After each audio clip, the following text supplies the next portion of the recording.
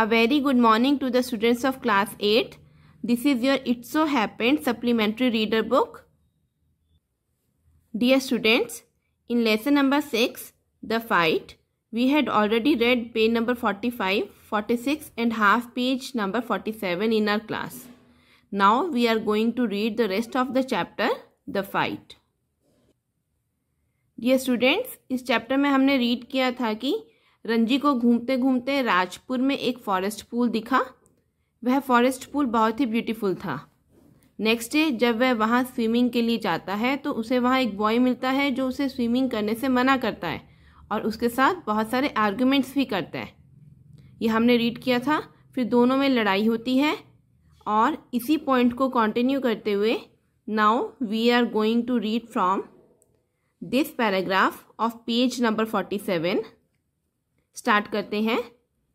And then they were at each other's throats. और तब वे दोनों कौन? रंजी और दूसरा बॉय एक दूसरे का गला पकड़े हुए थे। स्विंग ऑन द रॉक्स पर एक दूसरे को पटक रहे थे। Tumbling on to the sand पर एक दूसरे को उठा कर फेंक रहे थे। रोलिंग ओवर एंड ओवर, एक दूसरे को पकड़ के रोल कर रहे थे। Their legs and arms locked in a desperate violent struggle. अपनी लेग्स और आर्म्स को कस के पकड़ के वे बहुत ही हिंसक लड़ाई कर रहे थे। मीन्स दोनों में खूब लड़ाई हो रही थी और कोई भी हार मानने को तैयार नहीं था। गैस्पिंग एंड कर्सिंग, हाँफते हुए और एक दूसरे को गुस्से में गलत वर्ड्स बोलते हुए। क्लॉइंग एंड स्लैपिंग, अपने नेल्स मारते हुए, खरोंचते हुए और थप्पड़ मारते हुए। दे rolled into the shallows of the pool, इस तरीके से फाइट करते हुए, रोल करते हुए वे दोनों पूल में चले जाते हैं। Next paragraph, even in the water the fight continued.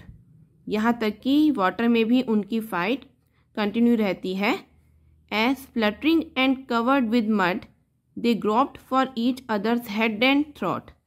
Spluttering means speaking quickly, means जल्दबाजी में कंफ्यूज होकर बोलते हुए और कीचड़ से भरे हुए वे एक दूसरे के हेड और थ्रोट मीन्स गले को पानी में पकड़ने की कोशिश करते हैं।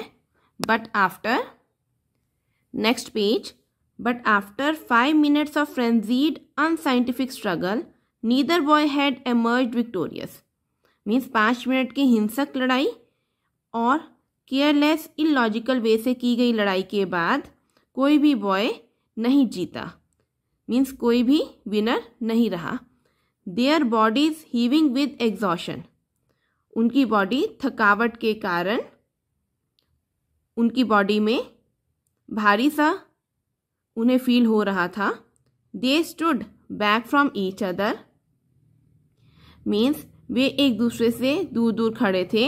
Making tremendous efforts to speak, और बोलने के लिए बहुत कोशिश कर रहे थे। मीन्स अपनी फुल एनर्जी के साथ लड़ने के बाद वे इतना ज़्यादा थक गए थे कि वे अच्छे से बोल भी नहीं पा रहे थे। Next line, now do you realize I am a warrior gasped the stranger. अब स्ट्रेंजर बॉय हाँफते हुए रंजी से बोला, अब तुम जान गए हो कि मैं एक योद्धा हूँ। Do you know I am a fighter said Ranji with difficulty. और फिर रंजी भी उसे थोड़ी डिफिकल्टी से आंसर देता है कि क्या तुम जान गए हो कि मैं एक फाइटर हूं। Next line, they gave a moment's consideration to each other's answers. दोनों एक दूसरे के आंसर्स पर एक पल के लिए सोचते विचारते हैं। And in that moment of silence there was only their heavy breathing and the rapid beating of their hearts. और उसी साइलेंस के समय पर वहाँ सिर्फ उनकी ज़ोर ज़ोर से सांस लेने की और तेज़ तेज़ हार्ट बीट की आवाज़ सुनाई दे रही थी। Next line, then you will not leave the pool said the warrior. फिर उस योद्धा स्ट्रेंज बॉय ने रंजी से कहा, तो तुम पूल छोड़कर नहीं जाओगे। I will not leave it said Ranji ने आंसर दिया, मैं इसे छोड़कर नहीं जाऊंगा। Then we shall have to continue the fight said the other. फिर वह बॉय रंजी को बोला, तब हमें फाइट कंटिन्यू करनी पड़ेगी। All right said Ranji. Ranji ने कहा ठीक है। But neither boy moved, neither took the initiative. लेकिन तब उन दोनों में से कोई भी नहीं हिला और न ही किसी ने पहल की। The warrior had an inspiration. योद्धा बॉय जो स्ट्रेंजर बॉय था, उसके माइंड में एक न्यू आइडिया आया। We will continue the fight tomorrow, he said. उसने कहा हम कल फाइट को कंटिन्यू करेंगे। If you dare to, next page बेटा, if you dare to come here again tomorrow we will continue this fight.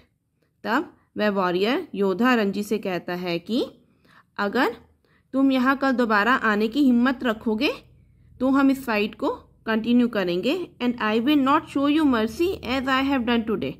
और मैं तुम पर कोई दया नहीं दिखाऊंगा कि जैसे मैंने आज किया है। I will come tomorrow said Ranji.